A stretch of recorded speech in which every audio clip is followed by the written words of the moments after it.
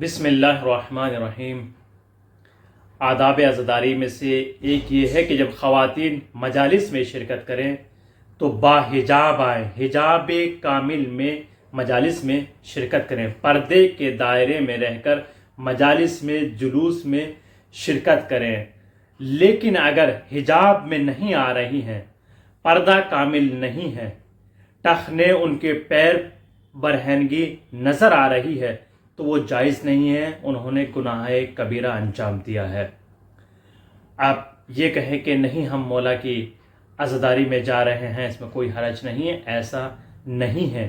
اگر آپ بے حجاب جا رہی ہیں تو شرعاً آپ کے لیے جائز نہیں ہے، حرام ہے۔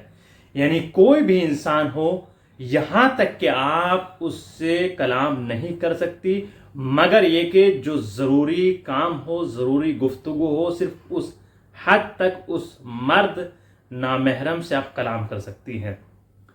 آپ اس طرح تاریخ میں ملاحظہ کر سکتی ہیں، سیرت معصومین کو دیکھیں، سیرت فاطمہ زہرا سلام اللہ علیہا کو دیکھیں۔ جناب فاطمہ زہرا سلام اللہ علیہا اپنا حق لینے کے لیے دربار میں گئی تھیں۔ کس طرح گئی تاریخ میں موجود ہے، باحجاب تھی، پردے میں تھی، اور اگر گفتگو بھی کی ہے تو لہجے علی علیہ السلام میں کی ہے، اپنی آواز کو بھی بے پردہ نہیں ہونے دیا ہے۔ آپ جناب زینب سلام اللہ علیہا کو دیکھیں، کس طریقے سے انہوں نے پردہ کیا ہے اور کس طریقے سے وہ پردے میں رہی ہیں۔ تاریخ کربلا میں دیکھیں، اسیران کربلا کو ان کی چادریں چھینی گئیں، پھر بھی انہوں نے اپنے بال کو خاک میں آلودہ کر لیا تاکہ ان کے بال نظر نہ آئے، اور اپنے چہرے کو بالوں سے چھپایا ہے۔ یہاں پر ہمارے لیے پیغام ہے کہ ہم اپنے آپ کو چھپائیں، اپنی خوبصورتی کو چھپا کر رکھیں۔ خوبصورتی کا کمال یہ ہے کہ اس کو پردے میں رکھا جائے۔ جس طریقے سے ایک ہیرا ہوتا ہے اس کو بہترین پردے میں، بہترین ایک کپڑے میں رکھا جاتا ہے۔ تاکید کی گئی ہے کہ پردے میں رہے، اگر پردے سے نکلے گی تو قوم میں فتنہ فساد ہو جائے گا۔ لہٰذا جب بھی مجالس جلوس یا کہیں بھی جائے تو پردے میں جائے۔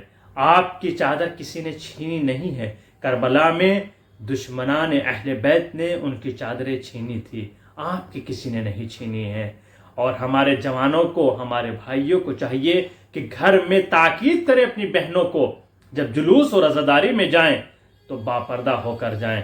اگر آپ ایسے ہی مجالس و جلوس میں جا رہی ہیں تو عزاداری کے مقصد کو پامال کر رہی ہیں اور زہرا کے لال کو پرسہ نہیں دے رہی ہیں، بلکہ ان کو آپ ناراض بھی کر رہی ہیں۔ آپ یہ بتائیے انصاف سے، کیا امام حسین جناب فاطمہ زہرا سلام اللہ علیہا یہ وقت کا امام تمہارے اس عمل سے خوش ہوگا؟ ہر کوئی کہے گا نہیں۔ تو پھر جب ہمارا امام ہم سے راضی نہیں تو پھر کیا ضرورت ہے اس عمل کو انجام دینے کی؟ جو اسلام نے کہا ہے اس پر عمل کریں، اس کو فالو کریں، یہی ہمارے لیے سب سے بہتر ہے۔